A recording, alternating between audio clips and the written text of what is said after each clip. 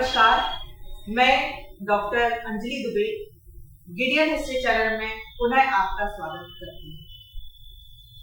इस चैनल का निर्माण इस उद्देश्य से किया गया है ताकि विद्यालय, महाविद्यालय और विश्वविद्यालय के विद्यार्थी तथा प्रतियोगी परीक्षाओं के परीक्षार्थी एवं आम नागरिक भी इतिहास विषय से परिचित हो सके एवं इतिहास का क्रमबद्ध रूप से अध्ययन कर सके। मैं सर्वप्रथम उन विद्यार्थियों के प्रति अपना आभार व्यक्त करती हूँ जिन्होंने मेरे द्वारा अब तक बनाए गए वीडियोस को पसंद किया है और उनकी मांग से ही प्रेरित होकर मैं आज एक और वीडियो लेकर आपके सामने प्रस्तुत हुई हूँ।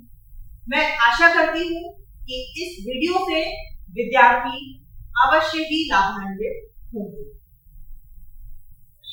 हमारे जो वीडियो है वह अभी वायसराय पर आधारित है और आज के वीडियो का जो मेरा टॉपिक है वह लॉर्ड लिटन और लॉर्ड रिपन पर आधारित है।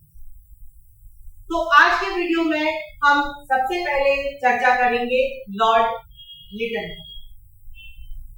लॉर्ड लिटन और लॉर्ड रिपन, जब इन दोनों को हम पढ़ेंगे समझेंगे तो इन दोनों में हमें बिल्कुल विपरीत अंतर नजर आएगा। जहां लॉर्ड लिटन ने कुछ ऐसे काम करे जैसे वर्नाक्यूलर प्रेस है या एज कम कर देना परीक्षा की, वहीं जब लॉर्ड रिपन आएगा तो वो बिल्कुल विपरीत काम करेगा। वर्नाक्यूलर प्रेस एक्ट को समाप्त करना, एज को बढ़ाना और इसके अलावा एल्बर्ट बिल, तो इनके बारे में हम आज विस्तृत चर्चा करेंगे।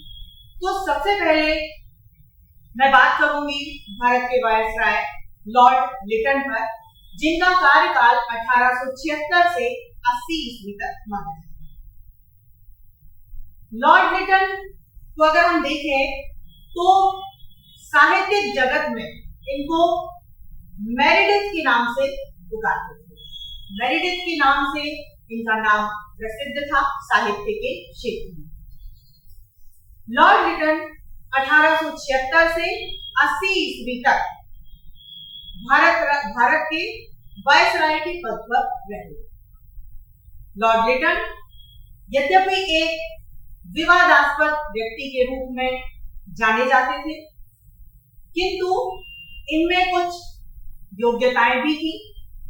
अगर देखा जाए तो लॉर्ड लिटन एक कुशल कूटनीतिज्ञ, दीर्घ प्रशासनिक अनुभव से युक्त और एक अच्छे साहित्यकार तथा कवि भी थे, जिनकी रचनाएं, जैसा कि मैं पहले ही बात कर चुकी हूँ, ओवन मेरिडिथ के नाम से लिखी गई थी। इनकी प्रसिद्ध कविता के रूप में कहानी लुसले।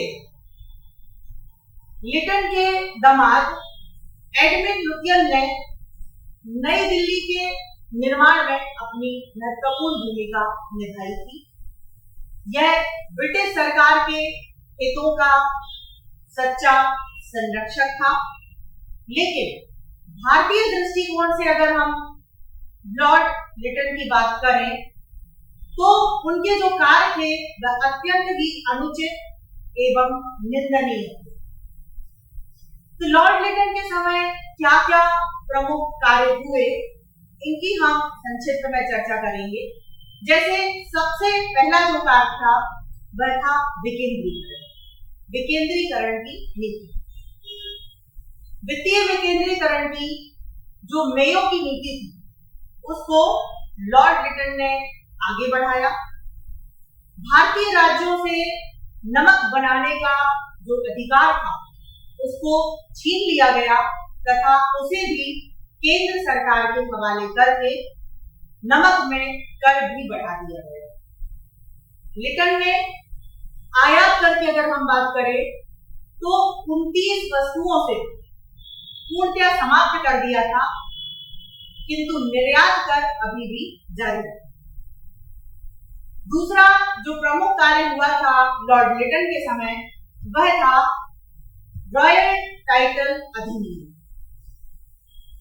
रॉयल टाइटल अधिनियम जो है 1876 ईस्वी में पारित किया गया था और इस अधिनियम के द्वारा महारानी विक्टोरिया को केसर-ए-हिंद की उपाधि से 1 जनवरी 1877 को प्रथम दिल्ली दरबार के आयोजन के दौरान विभूषित किया गया था और यह भी लॉर्ड लिटन के कार्यकाल की एक प्रमुख उपलब्धि के रूप में माना जाता है।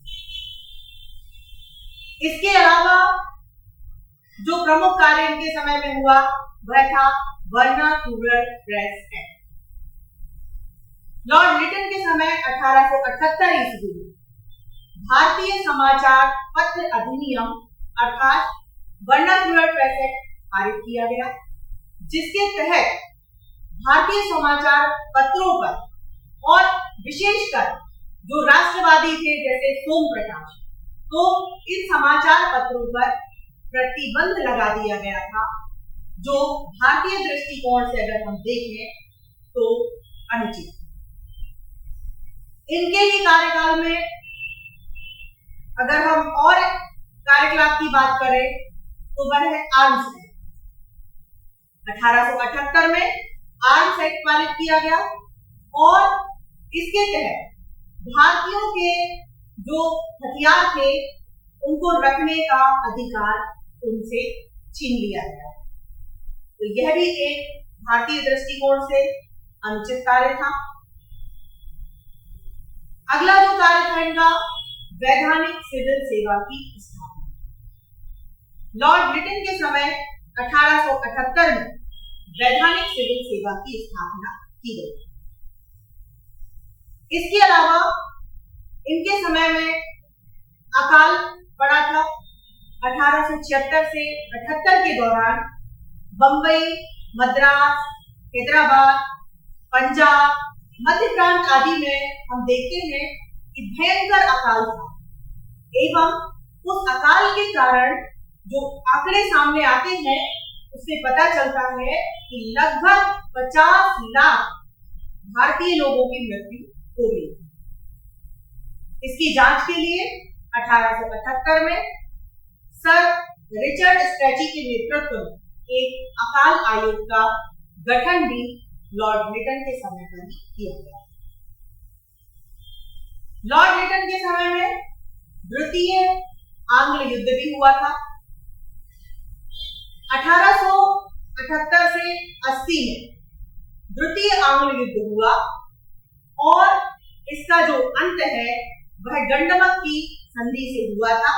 इसके बारे में हम पूर्व के वीडियो में विस्तार से चर्चा कर चुके हैं कि यह द्वितीय आंग्ल युद्ध जो है यह भी लॉर्ड लिटन के कार्यकाल में ही संपन्न हुआ था। इसके अलावा सिविल सेवा में इन्होंने आयु को घटा दिया था। सिविल सेवा परीक्षा हेतु जो प्रवेश की अधिकतम आयु 21 वर्ष थी उसको लॉर्ड लिटन ने घटाकर 19 वर्ष कर दिया और यह भी अगर हम देखें तो भारतीय परिप्रेक्ष्य में बिल्कुल अनुचित कार्य भी था।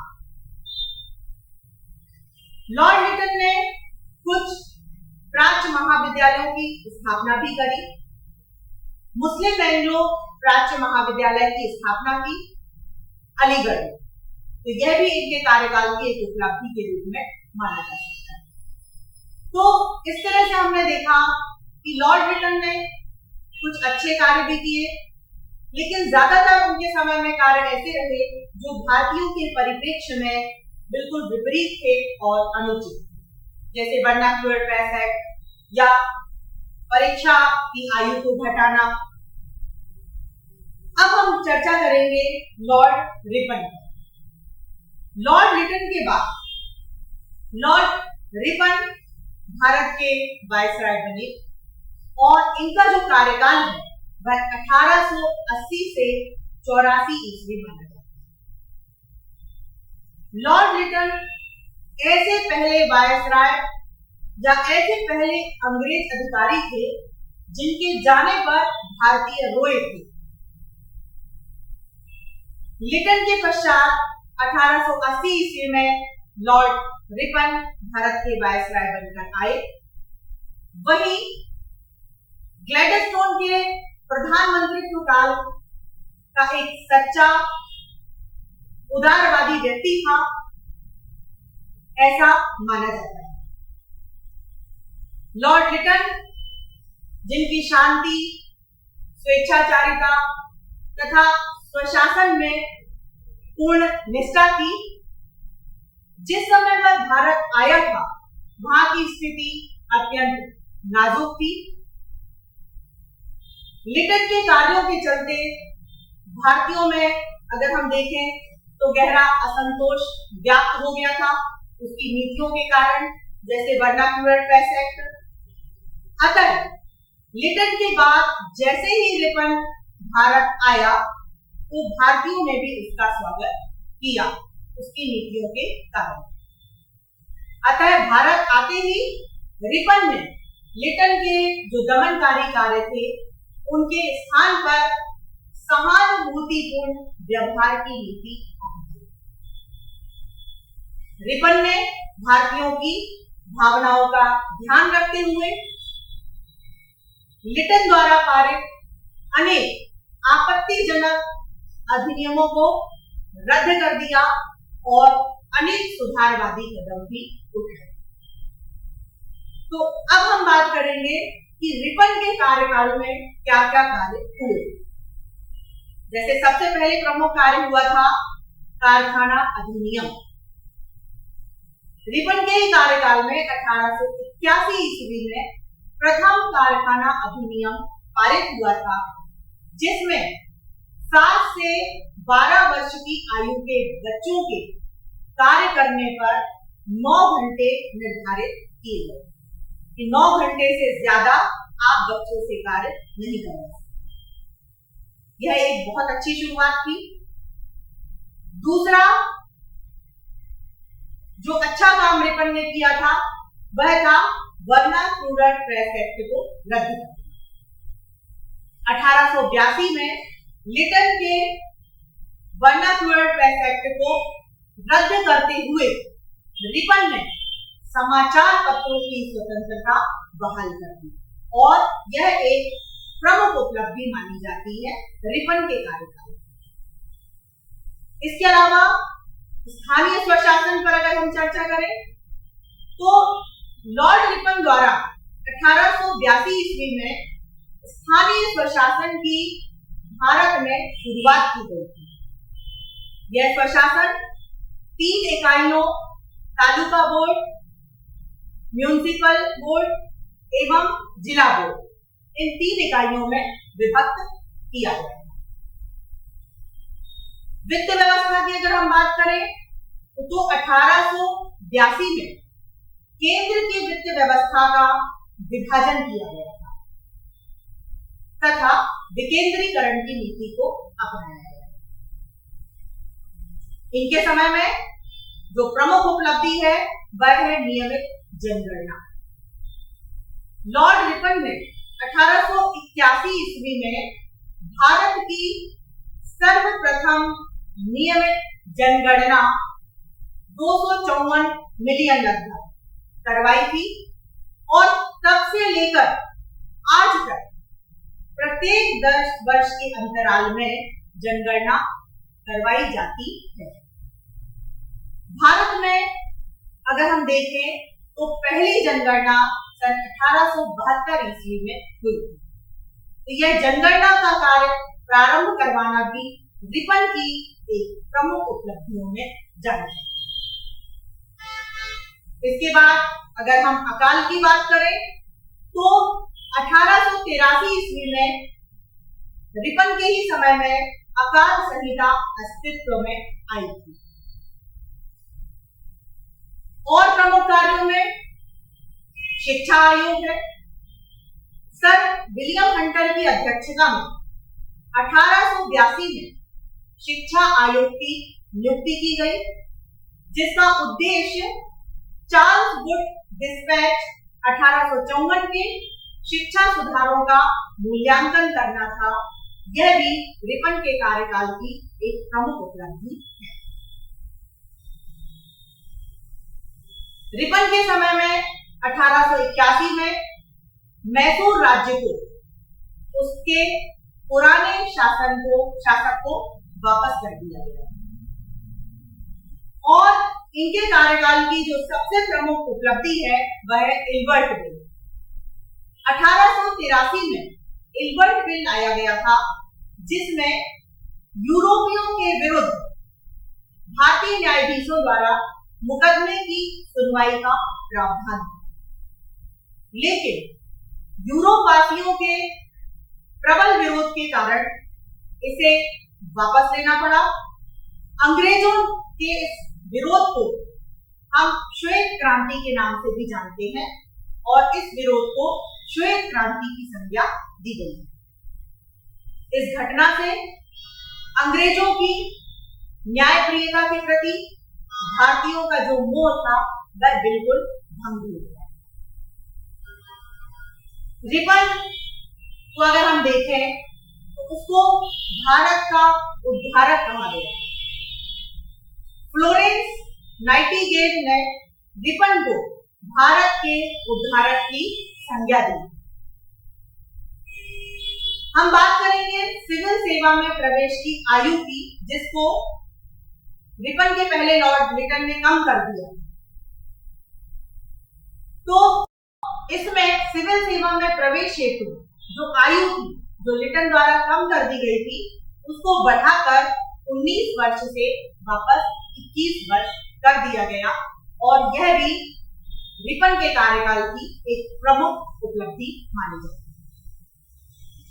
इसके अलावा लिटन ने जो नमक कर को बढ़ाया था उसको भी रिपन ने कम किया। 1882 ईस्वी में मिस्र पर अधिकार करने हेतु भारत से एक सेना भेजी गई।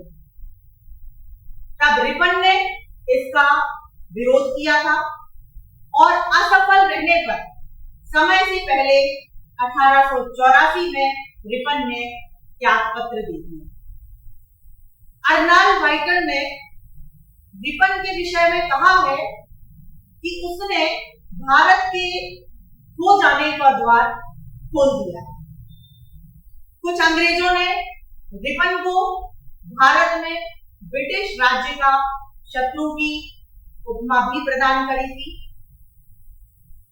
तो इस तरह से हम देखते हैं कि लॉर्ड रिपन ने भारतीय परिप्रेक्ष्य में जो कार्य किए थे वह निश्चित तौर पर सर्वश्रेष्ठ थे, लेकिन वही जो ब्रिटिश अधिकारी थे उसको वह उनके कार्यों से नाराज थे और समय से पहले उनको इस्तीफा देना पड़ा और वायसराय का पद छोड़ना पड़ा।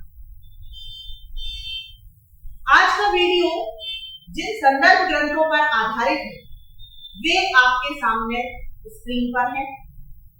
यदि आपको ये वीडियो अच्छा लगा और भविष्य में आप भारतीय एवं विश्व इतिहास को क्रमबद्ध रूप से जानना चाहते हैं तो आप इस चैनल को लाइक करें एवं सब्सक्राइब का बटन दबाएं। आपके जो भी सुझाव रहेंगे वह सदैव आमंत्रित है। साथियों, इस चैनल का उद्देश्य किसी भी रूप में व्यवसाय बिल्कुल भी नहीं है। इस चैनल के द्वारा संपूर्ण इतिहास का ज्ञान पूर्णतः निःशुल्क प्रस्तुत किया जाएगा। धन्यवाद।